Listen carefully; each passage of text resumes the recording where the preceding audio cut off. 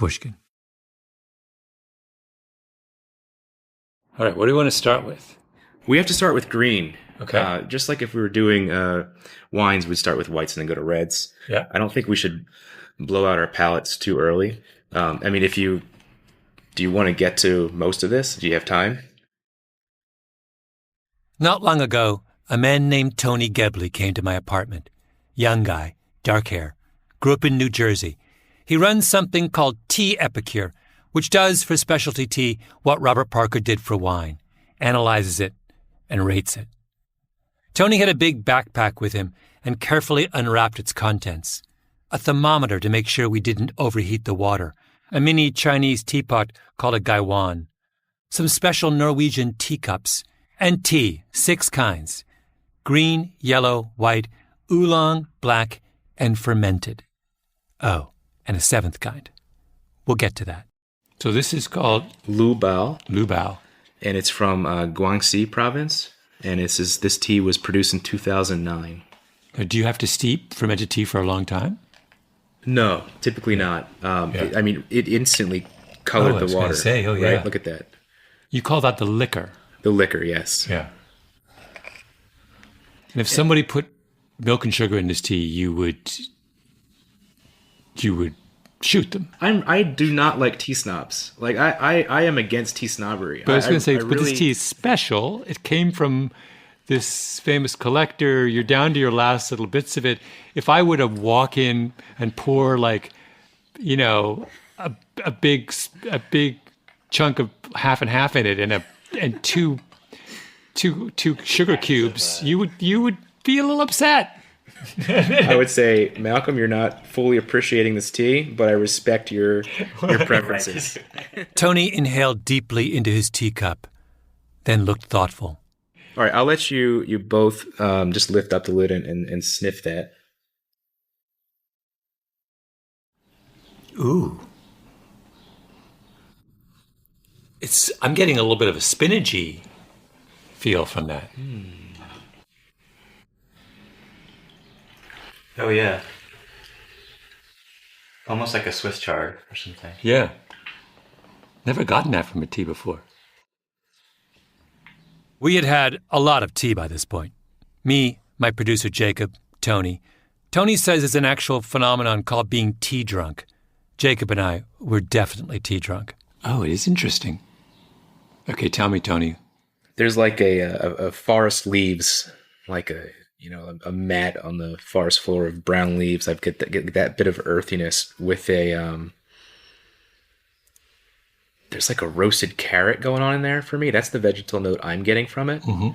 And then a little bit of like tire fire.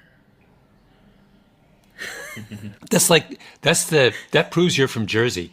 When you drink some tea and you're reaching to tire fire. Right.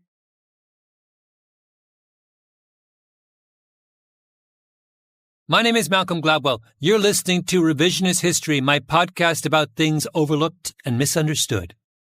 This episode is a special production in honor of America's birthday, the 4th of July.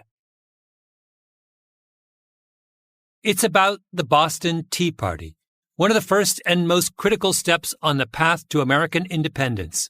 December 16th, 1773, when dozens of Bostonians dressed as Mohawk Indians dumped 342 chests of tea into Boston Harbor.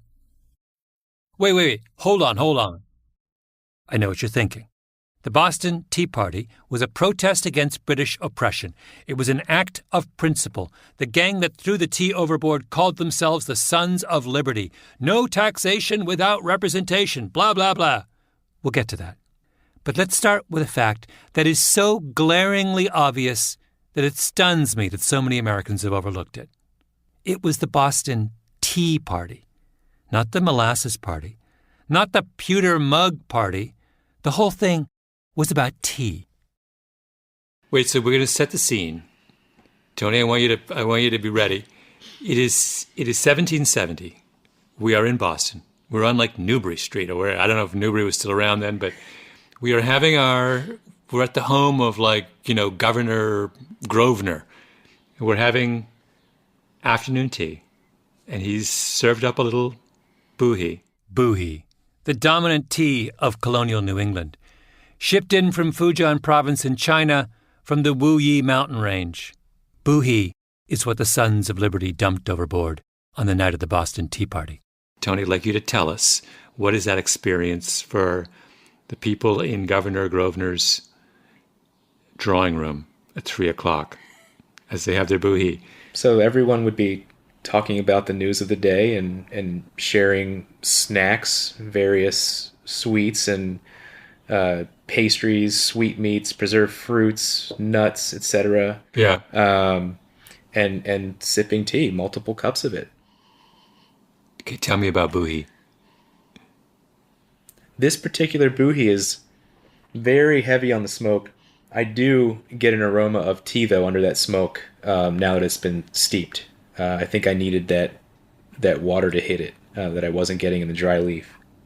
After steeping it for that long, and I put a lot of leaf in there. You saw how much I put in this vessel. It's about half full. It's much smoother than I thought it was going to be. I thought it was going to be much more bitter and astringent and really require some sort of addition of milk or sugar.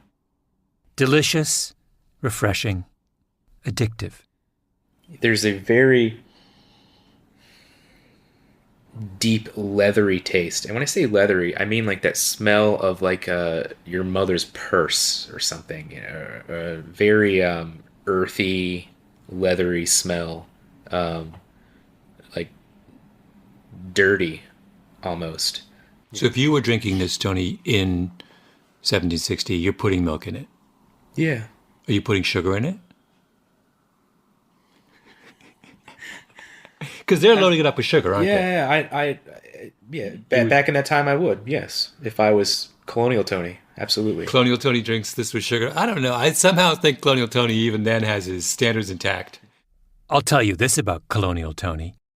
He would not have put on war paint in the middle of a December night and dumped 342 chests of boohee into Boston Harbor. If you love tea, if you yearn for that deep, leathery taste fortified by milk and sugar, why would you throw it overboard? Well, exactly. It's for questions like these that we have revisionist history. You'll remember, I'm sure, the history of the American Revolution that you were taught in high school. The British were spending a lot of money in North America. They had a big army defending their colonies against Native Americans and the French. They wanted the colonists to help with at least some of that burden, so they imposed a series of tariffs and duties over the course of the 1760s and early 1770s. The Stamp Act, the Navigation Act, and so on. But the colonists object. No taxation without representation. They start a boycott of all imported British products, principally tea, because tea is big business in the 1760s. The colonists are drinking extraordinary amounts of it. Oolong, souchong, lots of green tea, and of course, boohee, that deep, leathery taste. They're addicted to it. In Boston, the boycott is led by some of the town's most prominent businessmen. And a few years ago, a historian named John Tyler wonders, who are these merchants leading the fight against British tea? What is the nature of their business?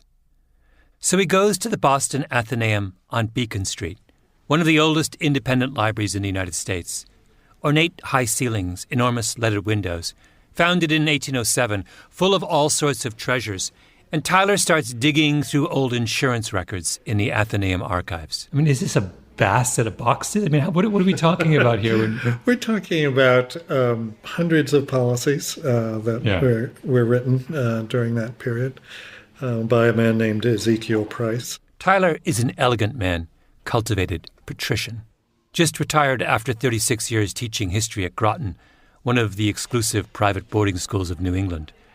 His theory is that insurance records are a pretty good way of finding out what someone's business really is, what they're buying, selling, where they're sourcing their goods. Because you may lie to the government or your competitors, but you have no reason to lie to your insurer about what you're up to. So when you go in these insurance records, first of all, does this mean you're the first historian to have gone through the insurance records? Yes, probably, yes. As Tyler works his way through Ezekiel Price's policies, he notices something unusual. At the time, if you were a colony of the British Crown, you had to import all of your products through England on English ships. But in Price's records, it showed that a lot of the cargo coming into Boston hadn't stopped in England at all. Other times, the customs records would say one thing: this ship has all the right clearances. But the insurance records on the same ship would say something completely different. And sometimes the premiums were really high, way too high for what should have been routine voyages.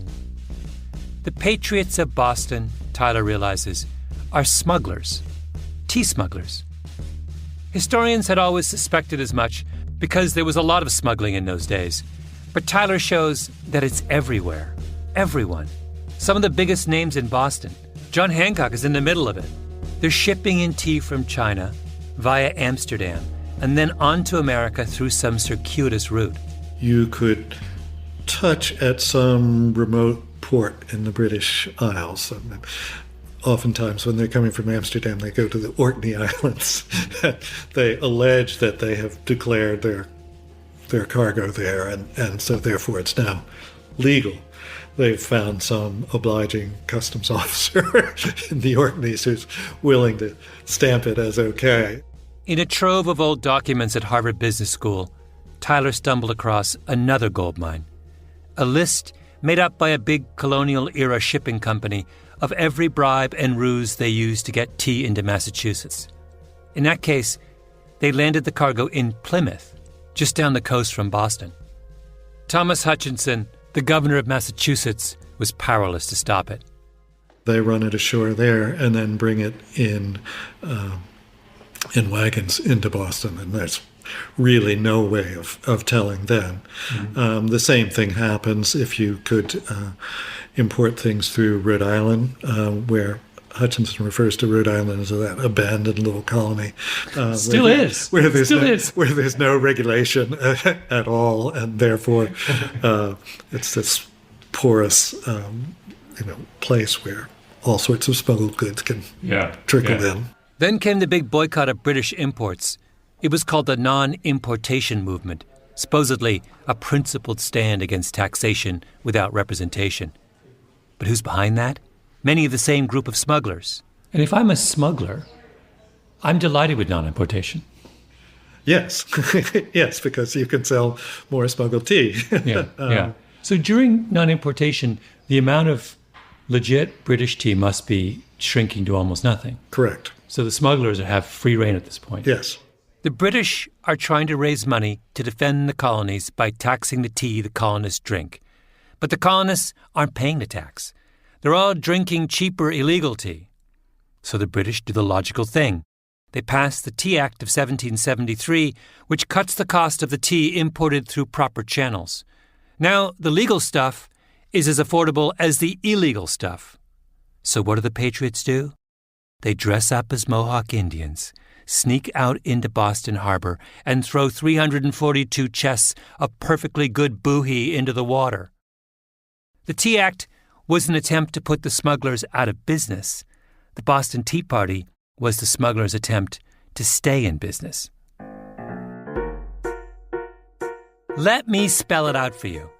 Underneath the lofty rhetoric of the patriots of New England was a criminal enterprise, a vast smuggling operation illicitly supplying the residents of the New World with their drug of choice, boohee, that deliciously addictive tea varietal with a dark liquor and a deep, leathery taste. The foundational myth of the American Republic is not righteous, freedom-loving citizens rising up against oppression. No, it's drug dealers defending their turf. You know why this episode is airing July 4th, that day when Americans jump up and down and detonate explosives to celebrate their independence from Britain? It's airing July 4th because you Americans have a problem. The story you tell each other about your nation's independence is full of holes. You need a new story. So I'm going to do you a favor. I'm going to give you one. But first, I'm curious about whether in that era, in that sort of those first few generations when people are getting to know tea, are they given instructions about how to make it? Do we know how they're steeping it and how they're... So one account I read was that someone steeped the tea, and threw out the liquor, and then used the leaves and put butter and salt on them and ate them as a salad. That was in like one of the prominent families' diaries of the time. Really? Yeah. Have you ever tried that? Would that taste good? So many questions.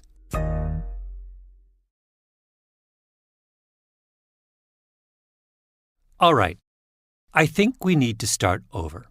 Take 2 on the real meaning of the American Revolution. Let me introduce you to Francis Ianni, an academic who had a theory about Americans and their criminal enterprises.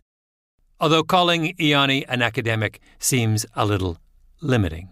He decided, I guess this is after we'd been there about 6 months, he decided to drive to Nairobi.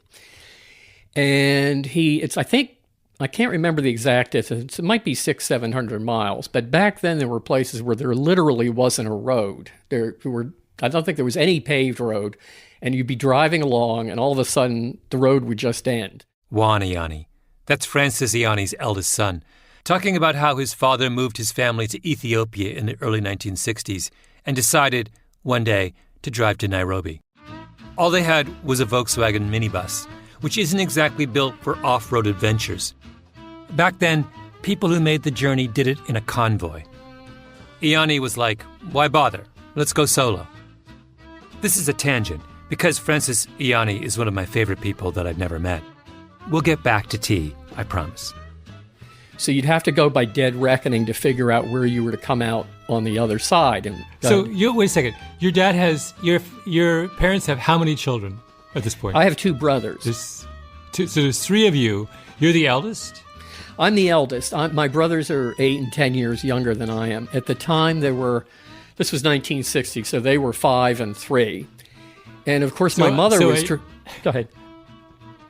No, I'm just imagining this in my mind. A young couple with a 12-year-old, a 5-year-old, and a 3-year-old set out to drive in a Volkswagen minibus from Addis to Nairobi in 1960. Yeah. This is like the most hilarious thing I've ever heard. Francis Ianni ended up as a professor at Columbia University. What he was a professor of is slightly unclear, since he was the kind of person who did whatever he wanted, but some combination of anthropology and sociology and stuff Francis Ianni thought was interesting. He had 2 wolves. Well, he had several wolves, but he had 2, and I think I said... Actual wolves? I sent you some pictures yesterday. There's one with him with the wolves, actually. He called his wolves Romulus and Remus. In his apartment in New York, he had a monkey, a pet ocelot, a baby alligator, and it used to be a huge point of contention between my parents because he would just bring these animals home. Anyway, one day in 1964, Ianni is in Washington, D.C. He's working for the Department of Education at that point, doing Francis Ianni kinds of things. And he runs into a man in a congressional waiting room who he would later call Uncle Phil. Philip Alcamo, a very wealthy, sophisticated man in his 60s. They start chatting. Uncle Phil tells Ianni that he's a lobbyist, representing a group of Italian businessmen out of New York. Uncle Phil and Ianni become friends. They start spending time together. Uncle Phil introduces him to some of his clients, and Ianni realizes, the group of Italian businessmen out of New York that Uncle Phil is talking about is actually one of the big mafia families. Ianni is the man who drove his family from Ethiopia to Nairobi on a whim and who later kept wolves, ocelots, and alligators in his apartment. 10 guesses what he did next. He said to Uncle Phil, "Can I meet your mafia clients? In fact, do you think they'd mind if I studied them? Like join the family for a few years?" And because Francis Ianni is Francis Ianni, Uncle Phil says, "Sure." He convinces essentially a perfect stranger to let him infiltrate infiltrate maybe is too strong a word, a crime family. And I don't know how he did it, but as I say, he could talk his way into or out of anything. And by the way, in the middle of his time hanging out with the mafia, Ianni talked his way onto the New York City Organized Crime Task Force. He became friends with a lot of the police who were working on this stuff. You know, he knew a lot of cops in New York. spent a lot of time with them, and he would manage to talk to both sides and convince both sides he was on their side. Ianni ended up writing a book about his experience called A Family Business. He called the family he was embedded with the Lupolos, a pseudonym. All identifying names in the book were changed. Back in the day, there was a lot of speculation among mafia experts about who the Lupolos really were. After a lot of digging, I'm now convinced that it was the Lucchese's, one of the largest of the 5 major New York crime families. Serious gangsters. They had a lock on the trucking unions, particularly those working Kennedy Airport. Ianni spent a lot of time out on Long Island with the patriarch of the family, a man he called Giuseppe. I'm pretty sure that's his pseudonym for the legendary mob boss Tommy Lucchese, who came to America as a young man in 1911 from Palermo. A Family Business came out in 1972. 1972, by the way, is the same year that the Godfather movie comes out. It's like the high watermark of American mafia fascination.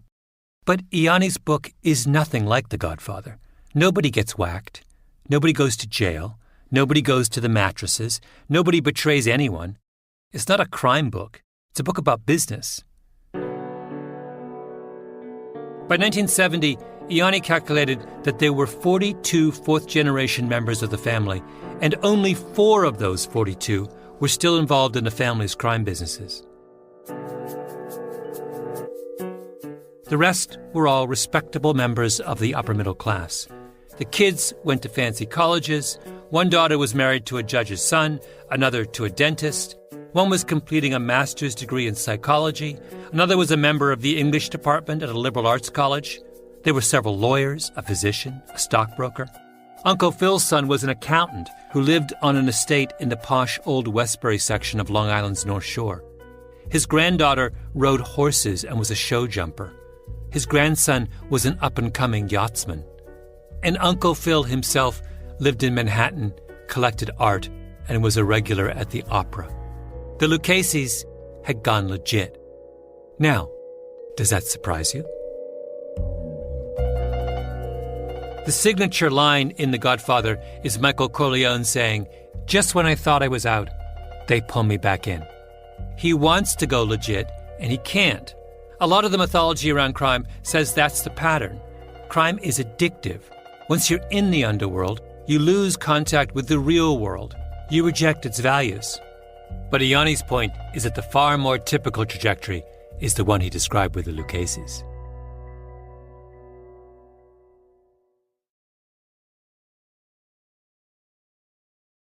Here's another example of the lure of going legit. Salvatore Sammy the Bull Gravano, notorious mobster, underboss of the Gambino family. Here he is being interviewed by Diane Sawyer in 1997 on ABC Primetime. Look over the list of the murders you were involved in. There, how many? 19. Serial killers don't have 19. Mm-hmm. We're worse than them. Gravano is totally matter-of-fact. You're half expecting him to count off all 19, one by one, on his fingers. Diane Sawyer does the full double take, then comes back at him again. One of the people on that list was Gravano's brother-in-law. How could you face yourself, she asks. How could you face your wife? Did you say, what have I become? What, with that blood on my hands, what am I? I'm a gangster. That's exactly what I am. Gravano's not just a gangster. He's on TV admitting he's a gangster. Gravano had ratted out his boss, John Gotti, in exchange for immunity for his crimes. He went into witness protection. But then he left witness protection and started up a drug trafficking ring with his wife, his daughter Karen, and his son. They grossed $500,000 a week before it all came crashing down. In the middle of this, his daughter Karen meets a man named David Seabrook. It was 96. Okay. I was at the China Club. All right, popular spot. This is Seabrook, remembering the moment in an interview on the New York radio station Hot 97. We was at the China Club when it was popping, and I seen Karen, Jennifer Graziano, and Drita, and a couple of her friends. Okay. So, Karen was giving me the eye. Jennifer and them was looking at, Jay or whatever. A reckless eyeball me, Karen. Right. Seabrook is a convicted felon. Well, My first case, I was 14, attempted murder. So I was back and forth from Rikers Island, juvenile system, New York State Division for Youth, and then I finally went to prison in 87. I was 19. I came home, I was 26. I went back, I was 32. I came home, I was 41.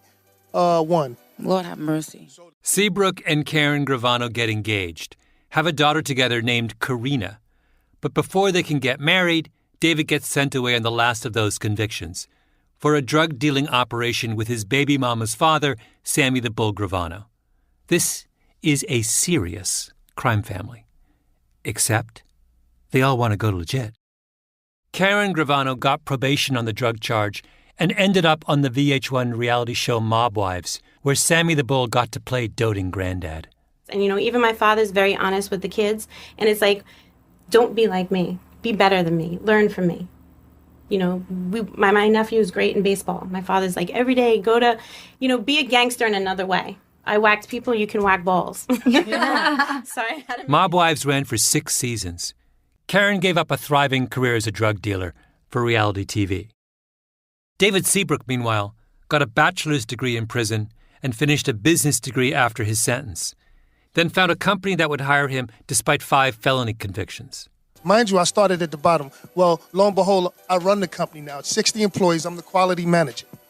So, and we're looking to expand to about 120 employees within the next 6 months. So, in my opinion, that's a success story. In my opinion, considering I don't think where anybody I came would, from. Yeah, I don't think anybody would ever question whether or not you had a success. So, how long were the Gravanos actually a crime family?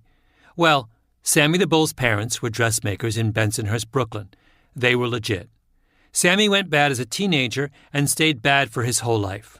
That's one generation. Then came Karen and David, but they were only crooked until they saw middle age approaching. It's 1.5 generations. That's it. It stops there.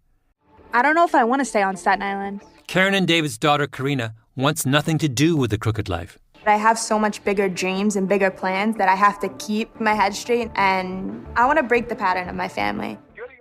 Karina was actually briefly on a reality show herself, Made in Staten Island. In the first episode, she takes a call from her grandfather. When you go to college, where are you going to go? You're going to stay in New York? Sammy the Bull's been out of prison on the drug trafficking rap for 2 years. You never know what can happen for me on the East Coast. It could do wonders. You're at an age now that, you got to look at possible mistakes that change your whole future. No, you're right. I know in New York you can get on the wrong track real easy. Mm-hmm. This was the great insight of Francis Ianni's work. Organized crime is not what people do when they have rejected the American dream. It's the opposite. People like the Lucchese's and the Gravanos desperately believed in the American dream, but they felt marginalized, locked out, so they took a temporary detour. There's even a wonderful phrase coined by the sociologist James O'Kane for that temporary detour, the crooked ladder. You climb the crooked ladder until you get high enough to get to the straight part of the ladder. The greatest example of it was I was talking to Sandra Lansky, Meyer Lansky's daughter. This is Nick Pileggi, the mob expert who wrote the book on which the movie Goodfellas was based. Meyer Lansky was a legend in organized crime, and Pileggi asked Meyer Lansky's daughter, Sandra, about her dad's happiest moment. She said, we drove up to West Point to see my brother Paul graduate from West Point. Now, this had to be like the 50s, but Meyer Lansky was about as famous as you can get. I mean, that's the world's worst bad guy. And she said, I looked over and my father was crying. Oh, my God. That his son was graduating from West Point. It was so, this is Meyer Lansky in the middle of West Point with all those guys throwing up their gloves, crying. He was so happy. And so when Paul, the son Paul, came over, everybody hugged and kissed. Meyer, she said, my father reached in his pocket and gave Paul the keys to a brand new Fairlane convertible. And Paul would not take it. Gave him the keys back. It's okay, Pa. He would not take the car because he knew what the car came from. The Lanskys were a one-generation crime family. So what are the Sons of Liberty back in the 1770s? Well, they're criminals. There's no question about that. During the non-importation movement in particular, they get very nasty with anyone who dares to defy them. John Tyler lays it all out. Intimidation, blackmail, violence.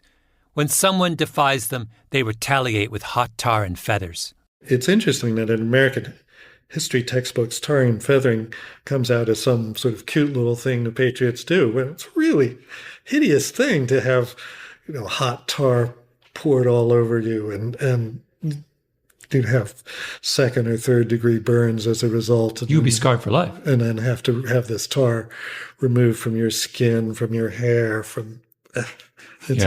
it was a hideous thing to do, to say nothing of these people were terrified of their lives when the mob got a hold of them. Yeah. The mob. That's where the mob came from, the streets of colonial Boston. But if they are mobsters, they are mobsters in the same sense as the Lucases and the Gravanos and the Lanskys. Because the minute they can go straight, they do. I mean, what's the signing of the Declaration of Independence? It's a bunch of criminals dressing up in wigs and frock coats and rebranding themselves as the Founding Fathers. Isn't this the real lesson of the great American experiment? That the promise of the American dream is so powerful, so enthralling, that even the most hardened criminals want nothing more than to climb the ladder to respectability. Oh, and by the way, after the birth of the American Republic, what do you think the newly formed Congress and state governments did with imported tea? They taxed it, higher than before, because what looks like oppression when you're climbing the crooked ladder looks totally legitimate once you're on the straight and narrow. Here is my suggestion for July 4th. Enough with the fireworks and the parades. In light of everything we've just heard, that would be a little unseemly. Do they have a big holiday in Miami to celebrate the anniversary of the first cocaine shipment from Colombia? No, they don't. And the whole beer by the barbecue situation? Personally, I would rethink that too. If you're going to be drinking anything this July 4th, it should be tea. Me? I'm thinking of some Lapsang Souchong, which is a super smoky black tea that I love. Or at least I did, until I talked to Tony Gebley about this, and he said, I'm quoting, "Hopefully I can change that notion of yours." What's your... You have an issue with smoky teas. An issue? I don't know if it's an issue. You gave me that look when I said I like Lapsang, and then... I'll be frank with you. There's a real, bro thing about Lapsang Souchong going on in the specialty tea world right now. You didn't even know it, but you were a tea bro. You're a tea bro. That's what I'm saying. You mean it's the macho choice? Is that what you mean? It's the macho choice. Like, oh, I like it smoky. I see. Like a scotch. Like a scotch. Yeah, like a powerful smoky punch, like akin to I like to grill a lot kind of thing. Stop right there, Tony. As it happens, I do like to grill a lot.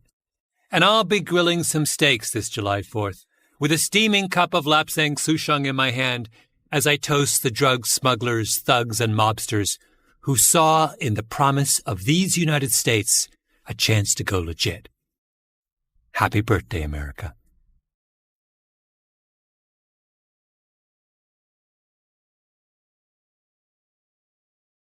Revisionist History is produced by Mia Lobel and Jacob Smith, with Camille Baptista. Our editor is Julia Barton. Flawn Williams is our engineer. Fact-checking by Beth Johnson. Original music by Luis Guerra. Special thanks to Carly Migliori, Heather Fain, Maggie Taylor, Maya Koenig, and El Jefe, Jacob Weisberg. Revisionist History is brought to you by Pushkin Industries. I'm Malcolm Gladwell.